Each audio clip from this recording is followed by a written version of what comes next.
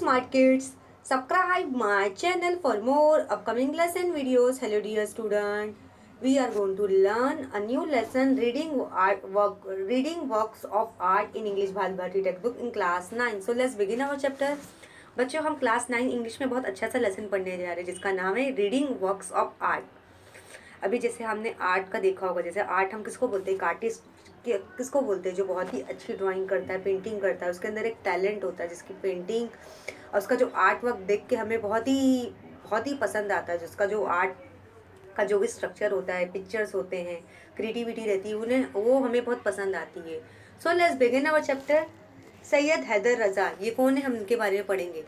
Syed Haider Raza popularly known as Raza was a renowned Indian artist. अभी सैयद हैदर रज़ा कौन है, वो बहुत ही ग्रेट आर्टिस्ट माने जाते हैं। मतलब उनकी जो पेंटिंग है, उन्होंने जो आर्ट की फील्ड में जो उन्होंने काम किया है, बहुत ही उन्होंने नाम कमाया, बहुत ही ग्रेट आर्टिस्ट माने जाते हैं। उनकी जो पेंटिंग है, वो ड्राइंग जो जिस तरीके से बनाते हैं, उनकी जो डिज़ाइन रहती है बहुत ही अच्छी रहती है।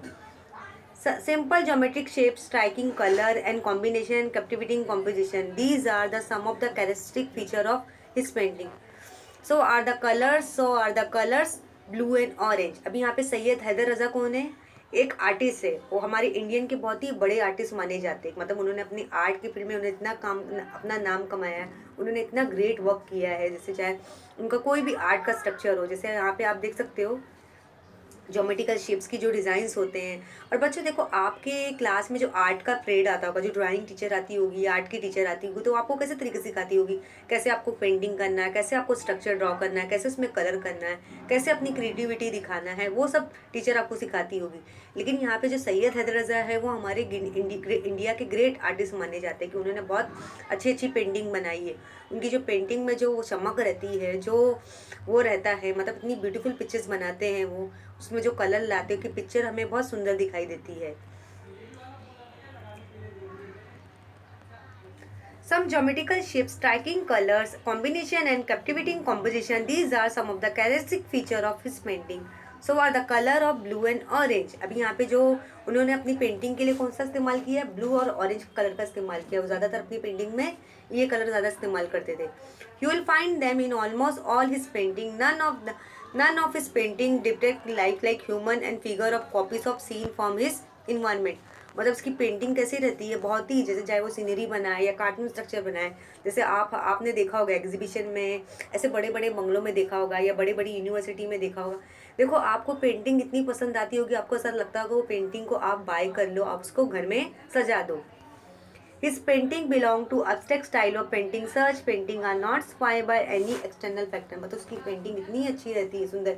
अब कुछ पेंटिंग्स ऐसी देखते कि ऐसा लगता है कि वो पेंटिंग हमसे बातें कर रही है। आज कुछ पेंटिंग में ऐसा ही घिराव, एक ऐसा अट्रैक्शन रहता है, चीज़ें हमें देखने को बहुत अच्छा लगता है, सुकून लगता है, पीस ऑफ माइंड हमारा बन जाता है। The originated when the artist try to peep into his own inner mind. अभी जो एक आर्टिस्ट रहता है, वो क्या करता है कि मैं कितनी अच्छी पेंटिंग बनाऊं जिससे लोगों को पसंद आए, मेरे आर्ट वर्क में वो अपना क्या दिखा, एक कमाल दिखाना चाहता है कि मेरा जो ड्राइंग है, मैं जिस तरीके से ड्राइंग कर रहा हूँ, जिस तरीके से मैं स्ट्रक्चर ड्रॉ कर रहा हूँ, जो भी पिक्चर्स बना रहा हूँ, जो भी सीनरी चीज़ें ड्रॉ कर रहा हूँ, तो उसमें कलर मुझे क्या बनना है, मुझे क्या शेप्स लेने होंगे। They are made by arranging circle, triangle, square, rectangle, lines, dot in the different composition using effective technique of applying paint, attractive color combination, achieving balance in some places, creating imbalance in other places. मतलब वो कोई भी places में कोई भी drawing बना रहा है। सैयद हैदर रज़ा जो हमारे इंडिया के ग्रेट आर्टिस्ट माने जाते हैं, उन्होंने बहुत सारी पेंटिंग बनाई है। तो उनकी जो पेंटिंग में जो वो किस किस शेप्स का इस्तेमाल करते हैं, सर्कल का, ट्राइंगल का, स्क्वायर का, रेक्टेंगल, लाइन्स, डॉट्स का, इन सब चीज़ों का इस्तेमाल करते हैं। Raza found his painting through his study of Indian art and his heritage, cultural context and his philosophy. His pictures seem to be radiate peace and life at the same time. We realize that the painting is visible form of every deep thought. Very few abstract painting communicate with the viewers as much as Raza's do. अभी यहाँ पे जो Raza found is painting through study of Indian art and heritage, culture, consent and philosophy. मतलब उन्होंने अपनी painting, अपना जो कार्य, अपने आर्टिस्ट का करियर शुरुआत किया था, तो उन्होंने अपने करियर में, मतलब उन्होंने बहुत मेहनत की, स्ट्रगल किया था। अब उस तरीके से वो पेंटिंग बनाते थे his picture seem to be radiate peace of life at the same time. मतलब उनकी पेंटिंग में एक अलग ही अट्रैक्शन, अलग ही एक खिंचाव रहता था। We realize that the painting is visible from a very deep thought, very few abstract painting communicate with viewers as much as Raza do. मतलब उसकी पेंटिंग से लोग अट्रैक्ट हो जाते थे, मतलब जो व्यूअर्स ऑडियंस उनकी पेंटिंग को देखते थे तो वो बहुत ही उन्हें पसंद आती कि वाकई इस पेंटिंग में वाकई बहुत कमाल है। तो यहाँ पे आप सैयद हैदर रजा की पिक्चर्स देख सकते हो, जो हमारी ग्रेट इंडिया, हमारी जो इंडिया कंट्री के ग्रेट आर्टिस्ट माने जाते हैं। उन्होंने बहुत सारी पेंटिंग्स बनाई, आप देख सकते हो यहाँ पे। वो इस तरीके से ज्योमेट्रिकल शेप का इस्तेमाल करते थे, सर्कल, ट्रायंगल, स्क्वायर, डॉट्स को। और किस तरीके से वो कलर फिल करते थे कि हमें मुझे कौन सा कलर इसमें फिल करना है जिससे मेरी पेंटिंग में जान आ जाए। अब यहाँ पे आप पिक्चर देख सकते हो सैयद हैदर रजा की, कि उन्होंने ऐसी ऐसी पेंटिंग बनाई है जिससे जो ऑडियंस है, व्यूअर्स है, उन्हें बहुत पसंद आई है। Raza was born in a small village in Madhya Pradesh. अभी जो रजा है वो कहाँ पैदा हुए थे? उनकी पैदाइश मध्य प्रदेश एक छोटे से गांव में हुई थी। जैसे हमारी पैदाइश बॉम्बे में होती है, ऐसे बहुत से आपके मम्मी पापा कई गांव में पैदा हुए हैं। तो ऐसे यहाँ पे जो रजा है, सैयद हैदर रजा, जो हमारे ग्रेट इंडिया के ग्रेट आर्टिस्ट माने जाते हैं, वो कहाँ पैदा हुए थे? मध्य प्रदेश के एक छोटे से गाँव में पैदा हुए थे। He begin to paint from the age of the 12। मतलब उन्होंने अपनी पेंटिंग की शुरुआत कब से? जब वो 12 साल के हुए तो वो पेंटिंग करना शुरू कर दी। जैसे आजकल हम हमारे घर में जो छोटे बच्चे होते हैं, जैसे 5-6 साल के, तो हमें उसे बच्चों को क्या ड्राइंग बुक ला के दे देते थे, कलर दे देते हैं कि इसमें कलर करो, कार्टून की पिक्चर्स ला के दे देते, उसे ड्रॉ करो, उसमें कलर फिल करो। तो इससे उन्होंने अपनी पेंटिंग की शुरुआत मतलब 12 साल से ही कर दी थी कि उनका इंटरेस्ट इसमें डेवलप होते जा रहा था। He study art at the Chitrakala Mahavidyalaya at Nagpur and then at the JJ School of Art in Mumbai. Later he went to France to study art. अभी यहाँ पे जब वो अपनी स्टडी, अपनी उन्होंने पढ़ाई करनी थी, जब वो उन्होंने ठान लिया था कि मुझे आर्टिस्ट बनना है, मतलब मुझे आर्टिस्ट में अपना करियर बनाना है, तो उन्होंने कहाँ पे पढ़ाई अपनी, वहाँ पे उन्होंने कोचिंग की। जैसे किसी को डॉक्टर बनना होता तो मेडिकल कॉलेज ज्वाइन करना होता है, इंजीनियर बनना होता है तो इंजीनियर कॉलेज ज्वाइन करना होता है। और ऐसे बहुत से करियर उन्हें चूज, जैसे किसी को फैशन डिज़ाइनर बनना है, और ऐसे किसी को वो बनना है, फार्मेसी बनना है, इंजीनियर बनना है, डॉक्टर बनना है, टीचर बनना, तो वो अपने अपने फील्ड का कॉलेज यूनिवर्सिटी सिलेक्ट करके ज्वाइन कर लेते हैं। तो यहाँ पे जो चित्रकला महाविद्यालय, उन्होंने एक इंस्टीट्यूट में ज्वाइन किया था। मतलब we study art at the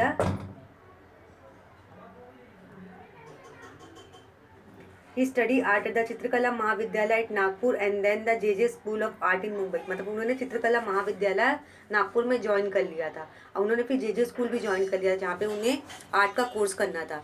then he went to France to study art. फिर उन्हें और भी पढ़ाई करनी थी आर्ट की, तो वो फ्रांस चले गए अपनी आर्ट की स्टडी करने के लिए। After a few years he decided to settle in France. His wife was French. कुछ साल बदले तो उन्होंने डिसाइड कर लिया कि उन्होंने अपना करियर वहाँ पे बिल्डअप कर लिया था, तो उन्होंने क्या सोचा कि मैं फ्रांस कंट्री में सेटल हो जाऊँ। His wife was French. उनकी वाइफ क्या थी? फ्रेंच थी। उन्होंने फ्रेंच लड़की से शादी कर ली।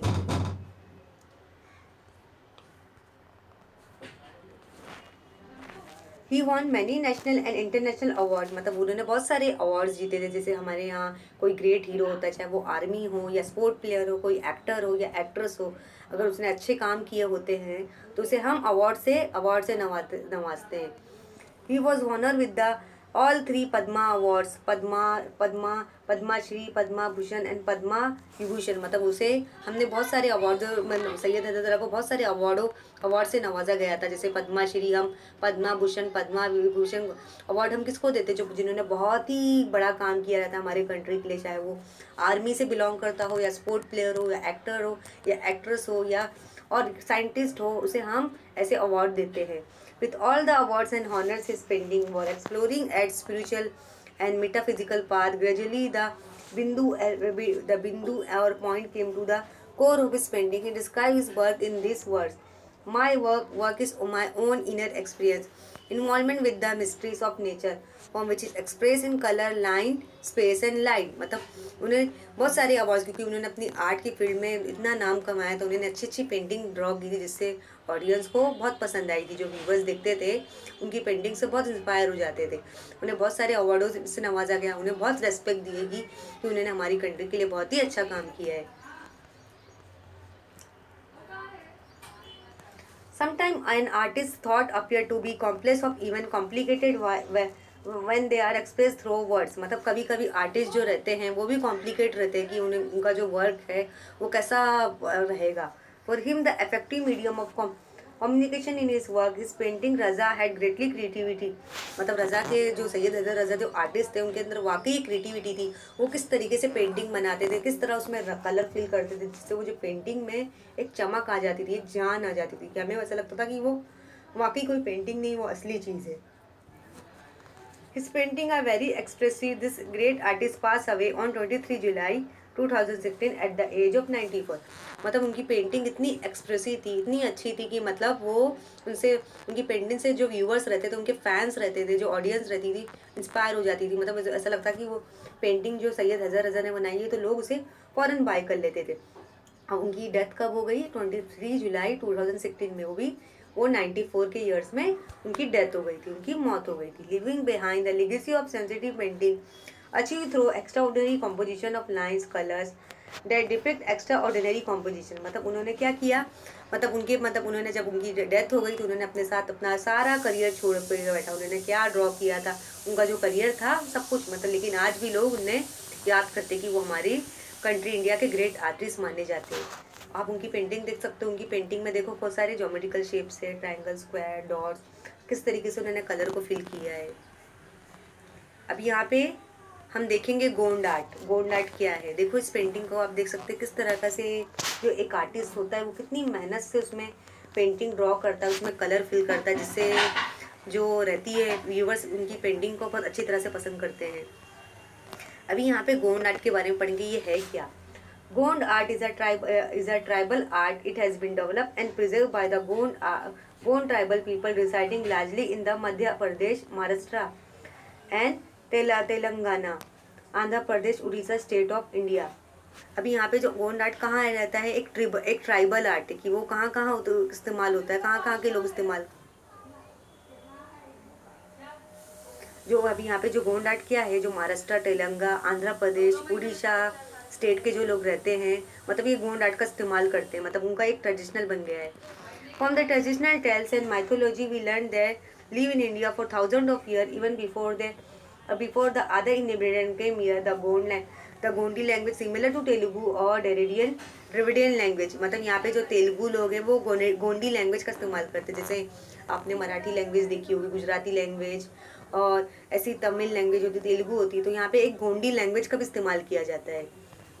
Gond art has spread mainly in culture India. मतलब इतना फैला हुआ है कि सेंट्रल इंडिया में इतना फैला हुआ कि लोग उसे बहुत पसंद करते हैं। Originally people use to draw picture on the earthen walls of their houses. मतलब लोग गोंड आर्ट हम किसको बोलते हैं, जैसे पिक्चर्स जो रहते हैं ना वॉल पे हमें ड्रॉ करते हैं, जैसे हमें दीवारों पे हमें पिक्चर्स बनानी होती है। आपने देखा होगा, जैसे बड़े बड़े बंगलो देखे होंगे, ऐसे जो हाउस रहते हैं, फ्लैट होते हैं, जहाँ पे जो आर्टिस्ट को हम बुलाते हैं और वो आर्टिस्ट कहाँ पे पिक्चर ड्रॉ करता है, जैसे वो वॉल होती है ना, आप यहाँ पे वॉल देख सकते हो, जैसे एक दीवार होती है ना, दीवारों पे पेंटिंग बनाना, दीवारों पे क्या बनाना, पेंटिंग बनाना। मतलब वो किस चीज़ की भी पेंटिंग बना सकता है, चाहे वो एनिमल्स की हो या पिक्चर्स हो या फ्लावर्स की पेंटिंग हो। Most folk arts involve natural technique of preparing colors and use of several medium. They are transferred from generation to generation in smoothly flowing process. Gond art is number expectation to this. A house decorated with, मतलब यहाँ पे जो Gond art है मतलब एक traditional बन गया। लोग मतलब कहाँ पे करते थे, वॉल पे उसे ड्रॉ करना होता है, किसी भी चीज़ का स्ट्रक्चर हो, चाहे वो किसी भी चीज़ का सीनरी हो या इंसान हो या एनिमल हो, ह्यूमन बींग हो। Gond art is number expression of this house decorate beautiful pictures create as pleasant in pleasant atmosphere. Also art is a medium of recording and preserving what is seen। मतलब यहाँ पे जो Gond art है, जैसे दीवारों पे painting बनाना, किसी भी चीज़ का पिक्चर, चाहे वो एनिमल का हो या ह्यूमन बींग का हो या किसी भी चीज़ का हो, सीनरी हो, उसे हमें वॉल पे ड्रॉ करना होता है।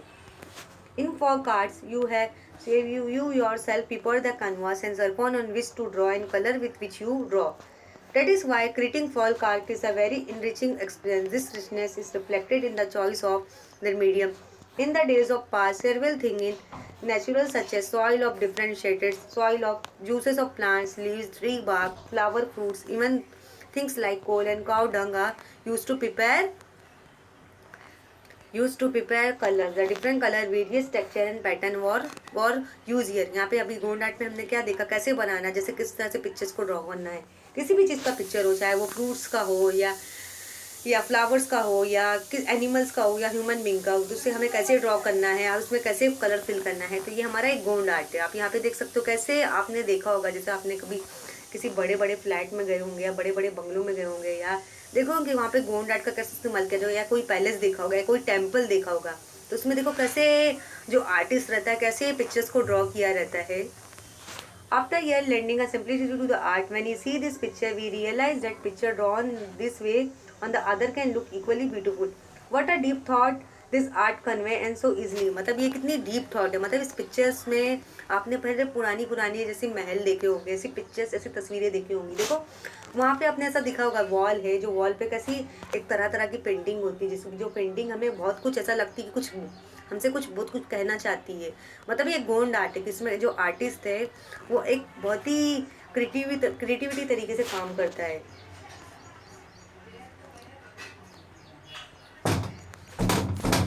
अरे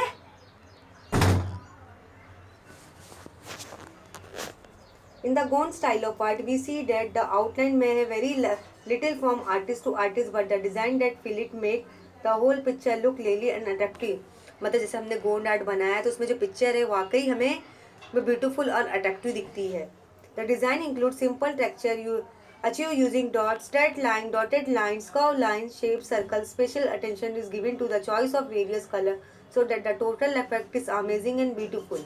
अभी यहाँ पे हमने क्या देखा कि जैसे जो आर्टिस्ट रहता है वो गोंड स्टाइल कैसे तरीके करता का इस्तेमाल करता है। हमने देखा वो कैसे पिक्चर्स ड्रॉ करता है वॉल पे, एनिमल्स की पिक्चर्स कैसे ड्रॉ करता है, किसी भी चीज़ चाहे सीनरी हो या बर्ड बनाना हो या ह्यूमन बींग की पिक्चर बनाना हो, तो वो ऐसे ऐसे तरीके ज्योमेट्रिकल शेप्स का भी इस्तेमाल करता है। उसे क्या इसमें इस्तेमाल ज्योमेट्रिकल शेप्स हो गया, सर्कल ट्रायंगल डॉट्स, उसे किस तरीका से फिल करना है। In the today's age of commercialization, many men have taken up Gond art, but मतलब आज की जो कमर्शियलाइजेशन जनरेशन जो फास्ट हो गई है, तो आजकल लोग गोंड आर्ट का ज़्यादा इस्तेमाल करने लगे, मतलब ऐसे डायरेक्ट फॉल पे बनाना।